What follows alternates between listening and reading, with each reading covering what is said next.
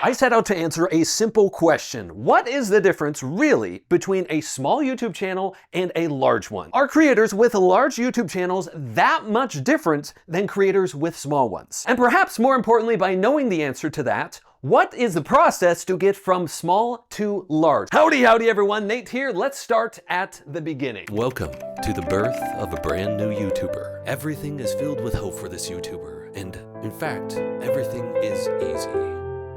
Just kidding. Everything is a grind. Everything is pain at this stage. Everything is difficult.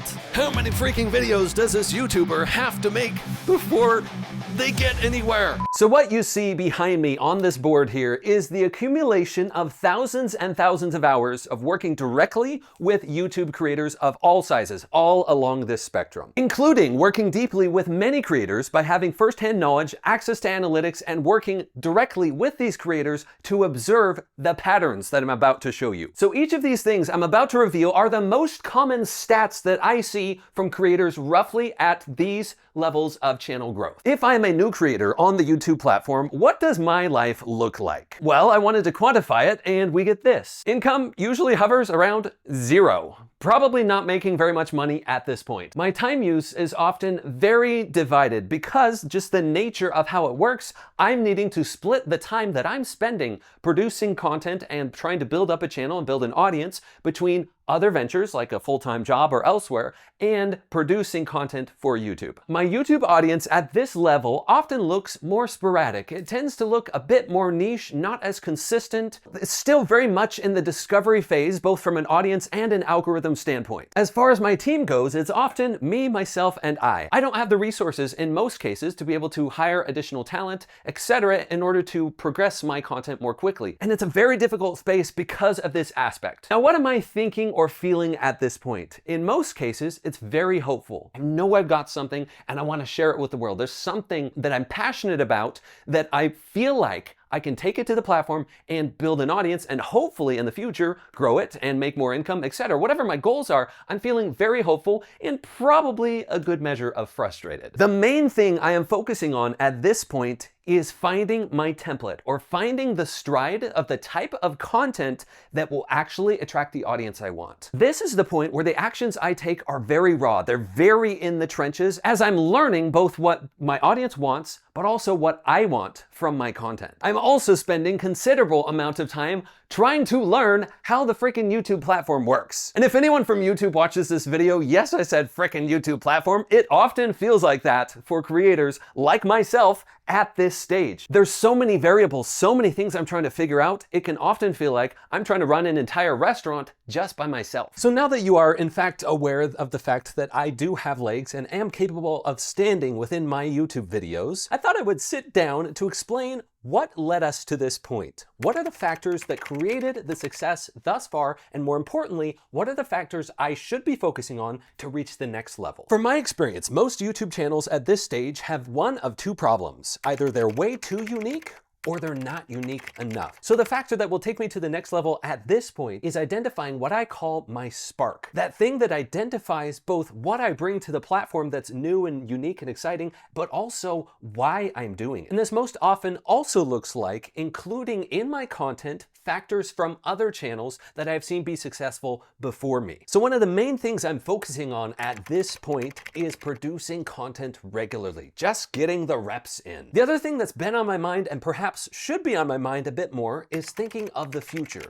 As I'm progressing and growing my audience, there are a few things that I'm gonna wanna make sure that I have in place to ensure my future success. And along those lines, I was approached recently about having a .store domain or URL for my business or my channel. And the more I looked at it, the more it made sense, not just for myself, but also for other people in the creator space. My recommendation for pretty much every single YouTube creator is that you have some sort of website in place. You'll see this becomes more and more important the further we progress progress on this journey. But what stood out to me of having a domain of .store versus a .com or a .net, if someone goes to your channel name .store, they know going into it that you're offering something. And if your audience members are choosing to visit it, they are aware that something is for sale. It feels like a subtle thing, but it's quite effective if done well. Now, for me as a creator, the interesting flip side of that is as it's becoming more and more common, more people are aware of it, more audiences are used to clicking on .store domains now, that means that they're getting more scarce. So you know me, I had to talk to the good folks at .store and I was able to get a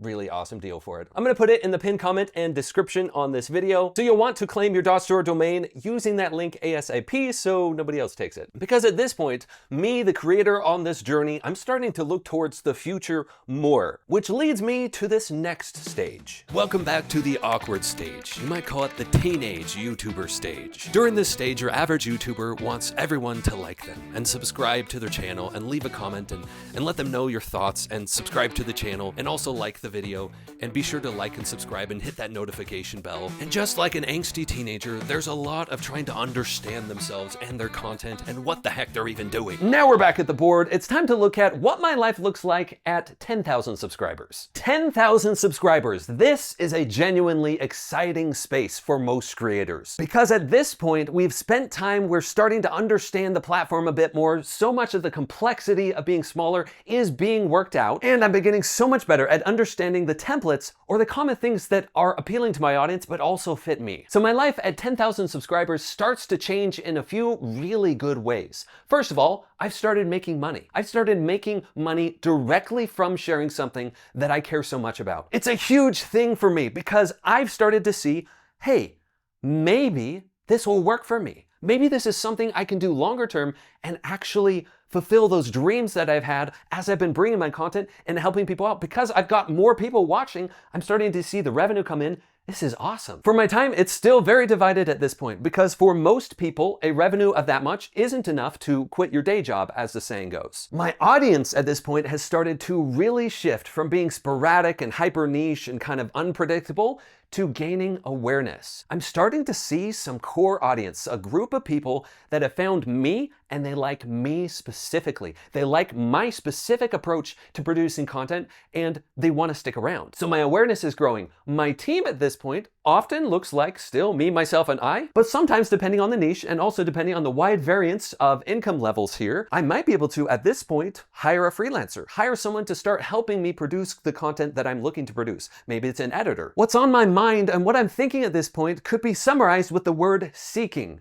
I was hopeful and frustrated before. I'm starting to see some proof of concept, and so I'm seeking for those next tiers that will take me to the next level, if that's my goal, of course. Which is why at this point, it becomes more and more important for me to focus on solidifying the momentum that I'm starting to see with my content. This is why I produce videos that focus so much on understanding the formula that you need for your content. It's because of the immense value that comes from first, finding things that are working for you, and then solidifying those things. That is why I am doing this video, to show this. So now we need to talk what factors led me to this point and will lead me to the next point in my audience growth. One of the main things I'm focusing at this point is letting go of things that just aren't working. I'm beginning to see that there are other YouTube channels or other creators in my similar space, but some are growing faster than others. And I'm really wondering and perhaps getting frustrated as to why mine isn't growing as well as some of them. It's at this point that I have a decision to make. I can either hold on to things, be stubborn on things that I think will work, or I can let go of some of those things in favor of things that will work for me. One of my big epiphanies at this point is understanding that every audience that grows on YouTube is a combination of myself, the spark that I bring to YouTube, as well as adapting to audience wants. And if I don't learn this lesson at this point, it gets exacerbated as I grow further and further. It's also at this point that claiming my online brand, as well as starting to offer things, becomes more and more important. Which is why, as I mentioned earlier, it made so much sense to me to claim a .store domain under your your channel name or your brand name, so that especially at this point, I'm starting to think, well, what can I offer? What can I sell? What affiliate products or merch can I offer to my audience? And then use my own online store to offer it to them. Now, a little aside here. In preparation for making this video, I have spoken with hundreds, probably thousands at this point, of YouTube creators in a variety of channel sizes along the way. I wanted to go the extra level for this video you're watching now and actually ask some people what changed and what led them to where they are now. And one of those people was Kevin. Everyone say howdy howdy to Kevin from the channel Relax and Learn Guitar. I think I'm a lot less afraid to make content now. Initially starting out, I really had the feeling of, why is anyone going to listen to me? There's already 1,000 guitar channels. I just have the realization that, I don't need everyone in the world to pay attention to what I'm doing. I wish I was started sooner. It's more of a two-person team now. My wife's name is Vicky. She's very involved. We know what the video is now before we start recording it. That's another big difference. We know what the thumbnail, what the title, what the first 30 seconds of the video are going to be before we ever press record. I'm not working 60 hours a week anymore, that's for sure. It's still manageable, and I like it that way. The salary we were making off of our business was equal to what I was doing at my job. And in the last 3 years, like I said, it's double, almost tripled. My goal was to hit 100,000 subscribers before my grandkids graduate. They graduate in June this coming year, and I think we're going to do it. Because if you want to be a cool grandpa, get a YouTube channel. Now, as much as it pains me to cut out 95% of that great conversation I had with Kevin about this, I knew for this video we had to continue on with the next stage. At this point, this YouTuber can be called a grown-up. They've reached the ripe old age of over 100,000 subscribers on this platform. They're now what they consider to be a hardened veteran. However, just like the many qualms of an adult life, this YouTuber often suffers from overwhelm and especially pressure from the audience. In fact, this creator has probably never had so much pressure from the audience as now. Life for this creator is a juggling act, as a transition into adding people to the team and the additional pressure that brings. The common sentiment on this YouTuber's mind, just like a grown-up adult, is this is fun, I think. However, all of those issues are often ameliorated by the fact that that creator is making money. And we're back at the board to invite you to boop the like button on this video. If you are finding this video fun and insightful, I would love if you would do that so that it can spread to more people. Thank you for doing that. At 100,000 subscribers, I've started to see life completely differently. I've worked my way through the trenches, and now I'm starting to see it pay off big time at this level. So at 100,000 subscribers, I'm starting to see $5,000 plus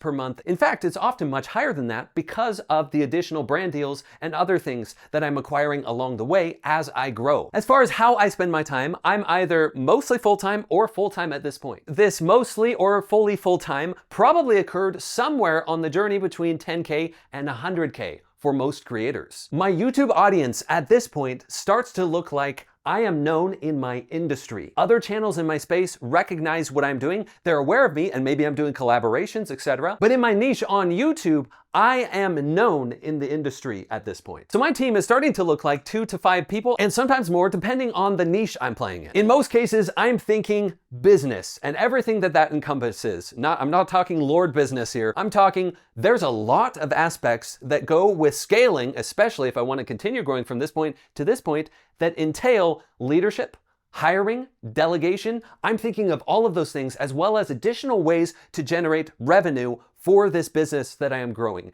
The journey from here to here, I'm starting to see as I'm interacting with other creators that have similar channel sizes to mine, that almost all of them are thinking, how do we do this? There's so many things to juggle, it's the next level. How do I pull it all together? I'm thinking of every process that goes into the content creation for my channel as well as the back end, and I'm focusing on systemizing the content and systemizing the offers. The other thing is, between here and here, if I'm like many creators, I'll begin to feel a bit stuck at this point because I've got success, I've had the passion, the excitement, the fun of going up to this point, and where it's starting to transition into a business, many times I will find myself feeling like I'm not sure where to scale from here. I'm not sure how to approach delegating what was my passion or the thing that was like my main focus for so long into additional people. And what worked to get me from here to here and from here to here probably isn't what will work to continue scaling from here to here. It's at this point that I start to see a lot of people, businesses, and their teams start to seek out additional help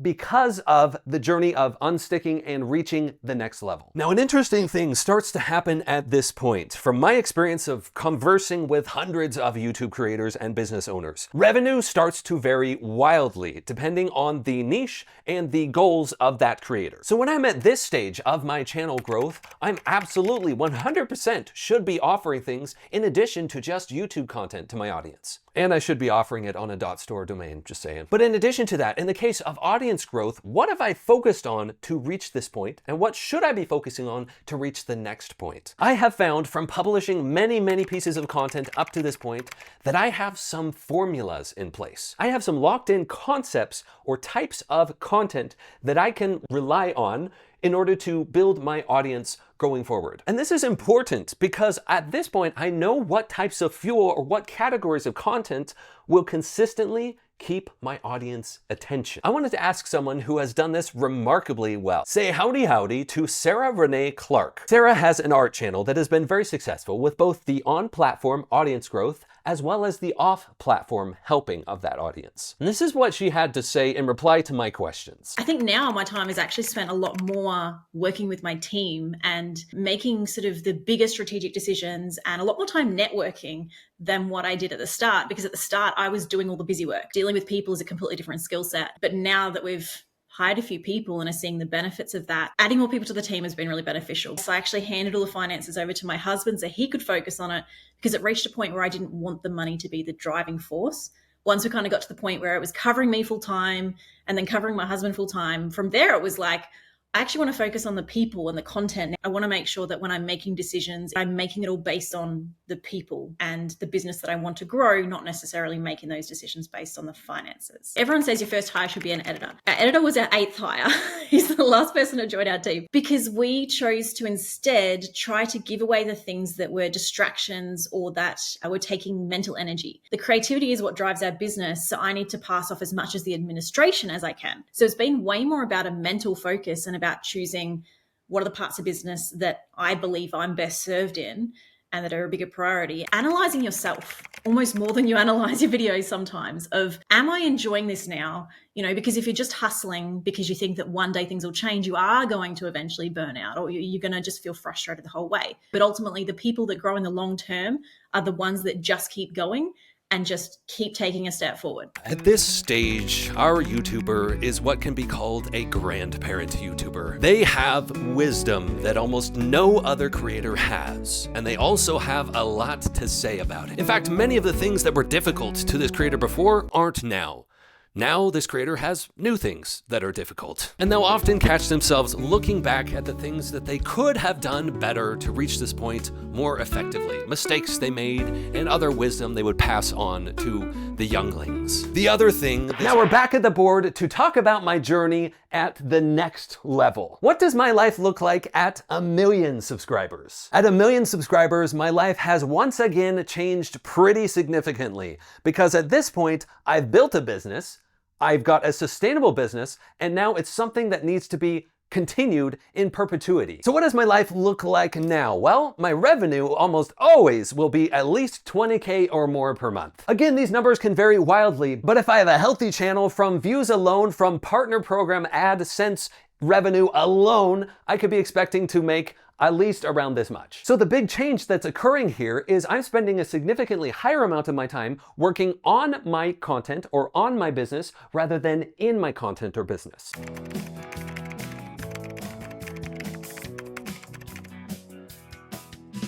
Now, some really exciting things are happening with my audience now, because before I was known in my industry on YouTube, now I'm starting to get recognized and known off of YouTube. I'm starting to be known as an industry name off of the YouTube platform. My team at this point is almost guaranteed to be at least 5 people. What with all of the ventures and the additional offers and partnership deals and content creation, I might have multiple editors and multiple thumbnail designers just working on this one project. And in most cases, because of all of the work I did in moving from this point to this point, I've started to have these team members have pretty well-defined objectives. They have currently or will have very soon very well-defined job responsibilities. My thinking at this point is mainly focused on scaling. What do I do to scale and move away from what's called key person syndrome, where I'm not the person that needs to be leading everything forward? Rather, at this point, I might even be considering moving myself away from being the main person that's producing the content, or even the main person that's appearing in the videos. I'm also spending a good amount of time thinking about how I can inspire other people. I've seen success along the way, and I'm starting to see, you know what, there's something bigger here. I'm at a point where I understand this whole YouTube and audience building thing really darn well. How can I help other people? So at this point, the main thing I'm focusing on to continue growing is automation and delegation.